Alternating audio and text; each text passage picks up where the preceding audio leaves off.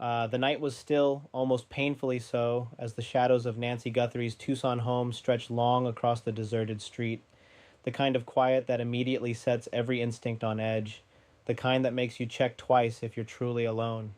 And in that eerie silence, investigators knew time was their enemy, each second a potential window of lost evidence, a clue slipping through their fingers as they worked tirelessly to piece together the terrifying mystery of a beloved matriarch gone missing, a life abruptly interrupted with no apparent reason, no witness to the unfolding horror, and only the faint echo of unanswered questions reverberating in the minds of family, neighbors, and law enforcement alike. The scene itself a study in tension, a house that should have been secured from the moment the alarm rang, but which now bore the invisible fingerprints of panic, fear, and perhaps unseen intrusions. And as the cameras of local news crews captured the flashing lights reflecting off nearby palm trees, the world watched with bated breath, knowing that the first hours of any disappearance were often the most critical, the moments when instincts collide with procedure, when every choice made by those inside the sheriff's department or the FBI could tilt the scale between resolution and despair. And Chad Ayers, though not officially quoted in the public record,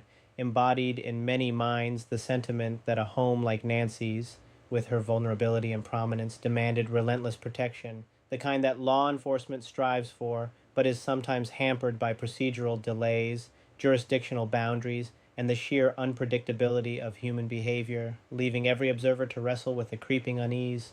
Was enough being done, and how many invisible factors were conspiring against the search for truth? And amid the flashing police lights, the drones sweeping the neighborhood from above, and the hushed conversations of detectives reviewing security footage, one could almost feel the invisible pulse of the house itself, a silent witness to whatever had occurred, holding within its walls secrets that might never be spoken, while friends and family, frustrated, fearful, and desperate, wondered why the area wasn't locked down sooner, why the forensic teams had to navigate a complex dance of evidence collection under public scrutiny, every door, window, and glove becoming a potential linchpin in unraveling the chain of events, every misstep carrying weight far heavier than mere protocol. And as night stretched into the early morning hours, the tension was palpable, a thick undercurrent weaving through each statement, each news clip, each anxious post on social media, with the stakes so intensely personal and public at once that even those observing from afar couldn't help but feel the gravity of a disappearance that had captured the nation's attention, transforming a quiet Tucson street into a theater of suspense, a place where instincts and procedures clashed, where fear, hope, and urgency collided, and where the unrelenting question remained: how had someone so prominent, so cared for,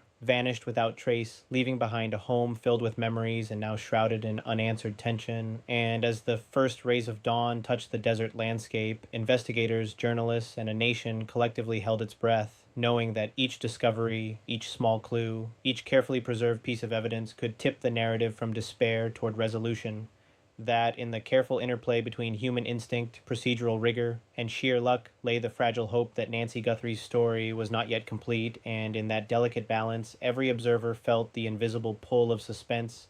the magnetic weight of a mystery that was as much about human vulnerability as it was about methodical investigation, compelling everyone watching to confront their own assumptions about safety, security, and the thin line that separates normalcy from catastrophe.